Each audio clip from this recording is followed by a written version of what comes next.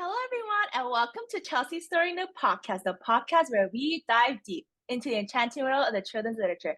I'm your host, Chelsea Chong Kim, and today we have a wonderful guest joining to share their journey and insights to their latest book.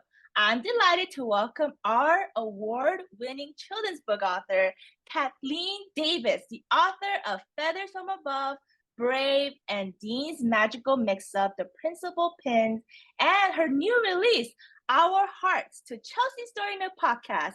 Welcome to the podcast, Kathleen. How are you? I am doing so great. Thank you very much for having me on today, Chelsea. It's such an honor to be able to chat with you and your listeners. I really appreciate it. I'm so grateful to be here. Thank you so much. It's an honor for me as well. And it's everything, all your stories are amazing. Your website is amazing. And could you share a little bit about yourself with our listeners? Yeah, I think I identify mostly right now in my current stage of life as a mom. I have three kids. They are 9, 6, and 2. And then after that, a wife. And then after that, a children's book author. And as you said, I have four children's book, which is kind of crazy. Wow. 3 picture books and 1 chapter book. And I really love doing it. I started off as a teacher. A children's book author kind of came afterwards. But I started as a teacher. And then when I had my son, I decided to stay home. And it just wasn't filling all the buckets being home. But I felt like I needed to be home also. So I started to write. I started to write about what a terrible mother I was and how I was failing at everything. And that pretty much led to just me like realizing or re-realizing how much I love writing. Fast forward a few years later, my son started to have really terrible nighttime fears and couldn't sleep. And I thought, well, we cannot be the only people experiencing this issue. And that led me to my first children's book, Brave. And then just kept writing since then about things that have been happening in our life. That is beautiful. So let's talk about all your books. Could you give us a brief overview, introduce us to the main character, share your core Yeah. themes of all of them? So my books are all based, as I just kind of briefly said, on things that we are experiencing as a family. Brave, the nighttime fears, that was the first one. After that came Feathers from Above. Oh, and the characters are my children in all of my books. So Brave is my son. And then he's got a super sidekick who is sassy as can be. That's my daughter, August. And then after that came the book Feathers from Above. That one was inspired by my daughter August. She was about 5 years old and would find feathers around the house outside and would bring them to me and say, "Mommy, look, my guardian angel was here. Here's your feather. She must have visited." And I thought this is such a beautiful message for the whole entire world. And I didn't want to just hold on to this for myself. So that's how the second book developed. And again, so she's the main character. My son's in there too. And then after that, but really it's a book for everybody. As I said, I was a teacher and I really taught in a lot of inner city schools. And I knew how important the illustrations were for children. So if you look at my books, you'll see white children, you'll see black children, you'll see Indian children, you'll see Asian children. Because we got to see our kids in the books and they want to see themselves. That's how they identify, right? Like when you're reading a book that doesn't have pictures, you're really, as an adult, you're imagining yourself in that book. Well, our kids are trying to do the same thing, but it's even better for them if they can actually see people who look like them. So I really try to have very diverse characters in my books. So that was Feathers from Above. And then fast forward a few more years, and my son, who's now in 4th grade, was giving us a lot of trouble to go to school and he was the one I wrote Brave about. He's always been my difficult one. And he just didn't want to go to school and, was constantly giving me the whole, like, I wish I was an adult. I wish I could make my own decisions. And he'd also mentioned, like, Mom, why don't you write any books for me now? Like, I'm in 4th grade. I don't want these picture books. So that's how Dean's Magical Mix-Up, The Principal's Pin started. It was my first chapter book. And it's a story about a little boy who goes to school, has a really awful day, goes to bed after his terrible day, wishing he could be an adult and make his own decisions. And after he had a poor day at school and made some really poor decisions. And then he wakes up the next day and he has magically been transformed into the principal of the elementary school. And so it's everything he goes through as an adult child trying to navigate the day, and really it's just filled with so many lessons. That one I really wrote from my third grade teacher perspective, and I included a glossary. I have questions in the back that are for each chapter. So if you're a parent and you're reading this with your kids, you can go back and like ask the kids about it. I really, and it's written to a third grade vocabulary and language, especially here I know from Florida, we had our big test there. And now in Tennessee, we have a big third grade test. And it's so important that our kids are reading. So I really wanted this book to help our kids read and want to read. And I also did full color pictures in this book because I feel like the big kids get ripped off in their chapter books. So it's a chapter book, but there is full color pictures in each chapter. And the chapters are purposely super short too. Because I also feel like sometimes our readers who struggle, they get worn out, right? And so they want to read a chapter because everybody else is reading a chapter. So the chapters are like 4 or 5 pages. They're very short. Yes. And then I have my latest book that I am going to be releasing in like 2 weeks. It's called Our Hearts. I didn't really mean for my picture books to be focused all on strength, but God has other plans. And so Brave, I feel like, was all about your inward strength. Feathers from Above is strength from God. And now Our Hearts is really focusing on the strength that you get from your loved ones. And that it's another rhyming picture book. And it is all about how it's a love letter. I'd say it's a love letter to your children. It's a love letter to your spouse. It's a love letter to anybody in your life that you love and care about, and how the struggles that they go through, you feel it too. And that it essentially creates all this room in your heart for all the good stuff, and you're going through it all together. And that's what this one is about too. So that's my books, and that's kind of my stories as of now. Wow, what a charmful and heartful story. And you already talk about inspiration of all your books, and it's truly amazing. And thank you for putting a little illustration in your chapter books, because as myself, when I was like in 5th grade, I love reading chapter books, but sometimes I wanted to visualize. I'm a visual learner. Right. And I'm very thankful for authors and illustrators to input a little bit of image in the chapter book so that we have a sense of a break. And we kind of imagine ourselves, oh, this is what they're trying to express through this book. So I really, really appreciate how you did that to your chapter book. And guys, make sure you guys check out her new book, Our Hearts, in 2 weeks. So be sure to follow her too, okay? So again, I want to ask you, could you walk us through how you became an author, what experiences you had, and influenced your journey through this path? Yeah, so I touched on it briefly, but it was really for me, it was a very natural progression. I think that God had this plan for me all along. Yeah. I actually started in my undergraduate in the College of Journalism. I always wanted to be, I wanted to major in English, but I just was like, what am I going to do with English? I don't know what I'm going to do with English.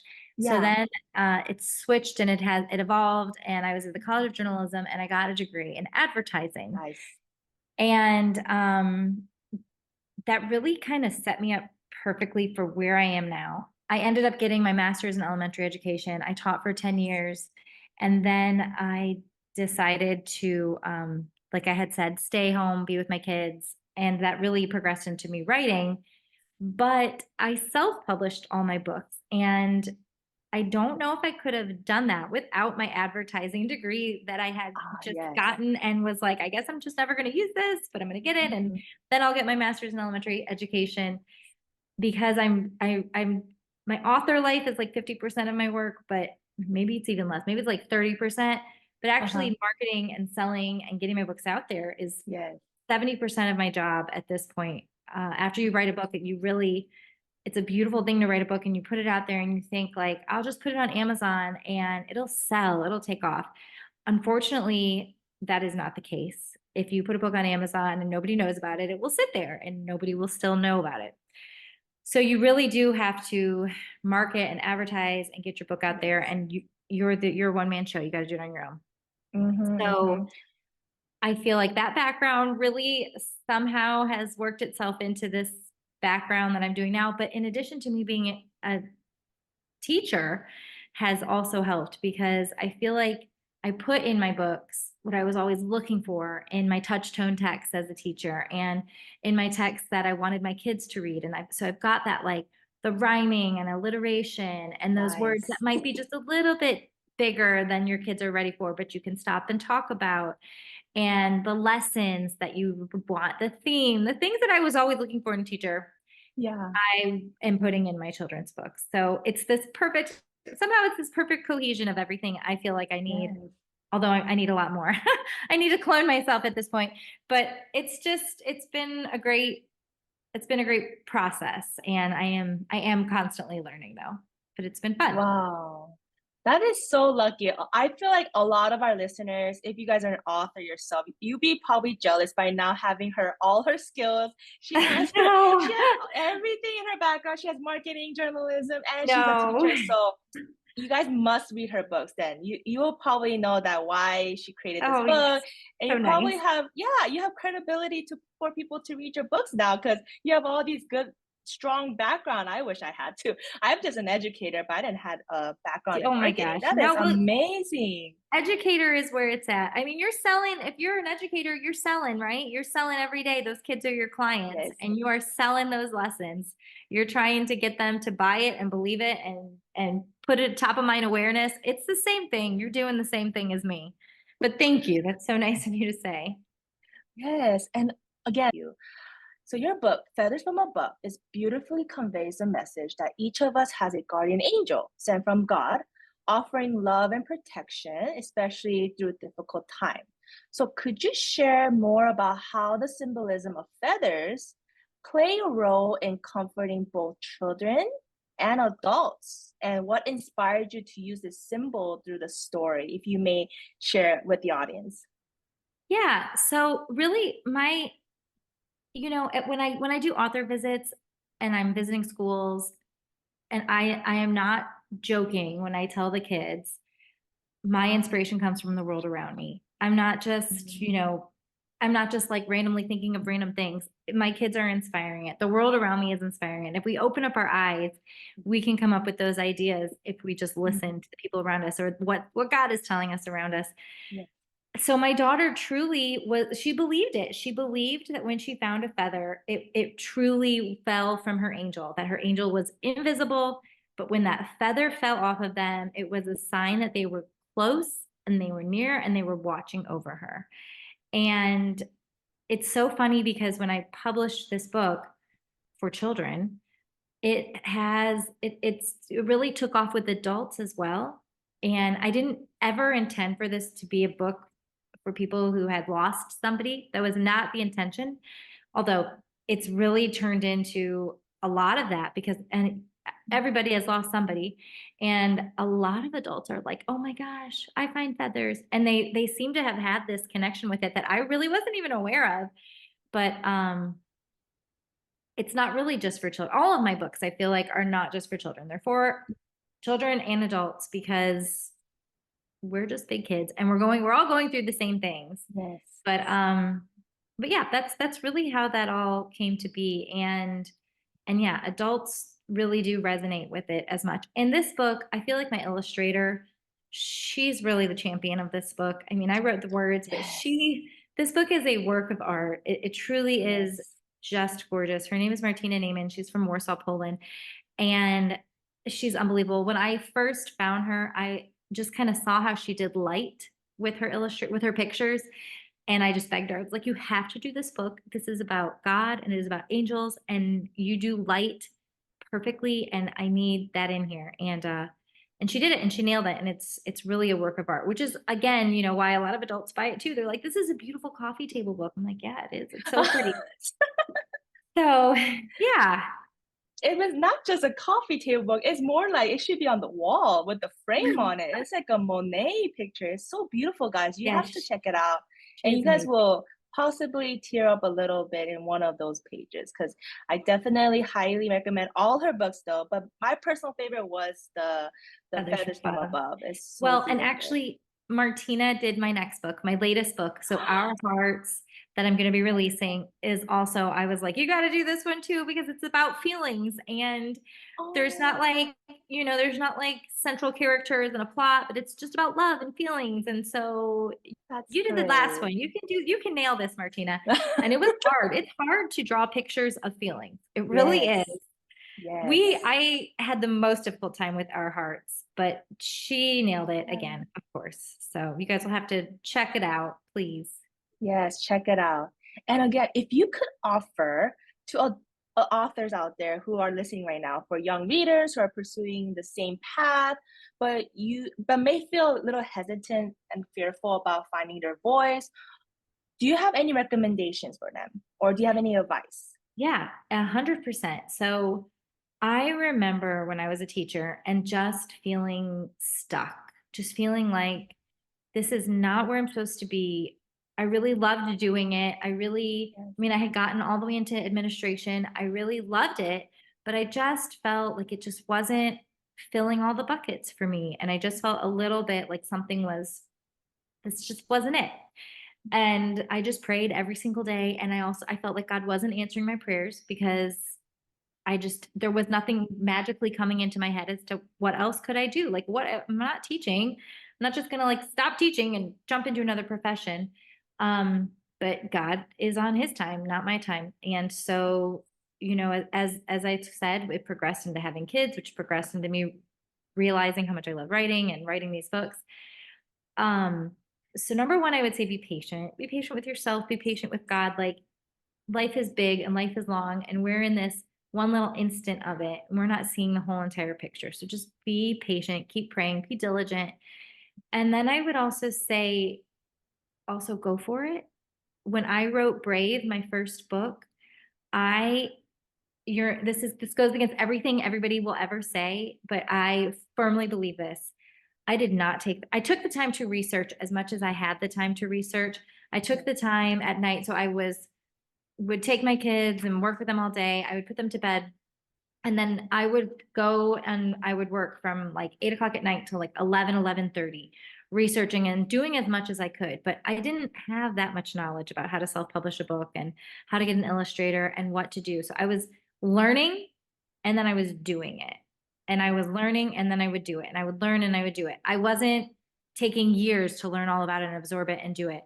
And for me, I would say that was the very best way, because I think if I knew everything I knew now 5 years ago, I don't think I would have done it, because I would have just felt overwhelmed. I would have felt overwhelmed Mhm. at what's in front of me and just not been able to breathe at the vast amount of things that I have to accomplish. But the truth of it is, you don't have to. Just put Yeah. one step in front of the other and take baby Mhm. steps, and you'll get there. And that doesn't even necessarily just apply to writing children's books. Whatever it is that you just feel moved or inclined to do, I think that just kind of go for it and take those little baby steps, and just throw yourself into it as much as you are able to. And it's okay if you can't learn every single detail that needs to be learned before you can get into True. it. A lot of people will be like, well, you need to learn and you need to understand how to do it. I just jump in 2 feet at a time, just jump in and go for it. And I think Yes. for me, that would be my biggest advice. Yes, learn as much as you can, but also just kind of go for it. And don't listen to everybody else who's like, you're not going to be able to do it. La la la la la. Mostly yourself. Don't listen to Yes. yourself when you're like, I'm not going to Yes. be able to do it. Just do it. Just do it. If you fail, you fail. Whatever. You'll be fine. Yeah. It'll be fine. So that Thank would be you. my advice. That is so incredible. Thank you for your recommendation, guys. Listen to the advice. I myself an author and I went through all of that. Self-doubt is real, guys. So don't listen to that. Just listen to the voice we're saying you can do it. That's You right. got this. You've Yep. been doing it, and let's just finish it. So I think Yep. you should listen to that. That is great. Thank you so much. And as we near to the end, could you let us know any upcoming events or future projects that you're Yeah. looking forward to, or what your audience wants to stay tuned for yourself? Yes. So if you are in the Nashville area, I have got tons of book signings and events lined up between now and Christmas. I will be all over town. Yes. If you go on my Instagram, it's just Kathleen Davis Books. Yes. You can follow me, and I'm updating every single day, like what I'm doing, where I'm going. We have all sorts of things happening here in the Nashville, Franklin area. So yeah, that's pretty much it. Oh yeah, well there is a giant accomplishment that I am super excited about, and that would be the book that you liked the most, Feathers from Above. Just got acquired by Cracker Barrel. So No if you way. are in a Cracker Barrel, I'm hoping, fingers crossed, by December they should be getting them and putting them out.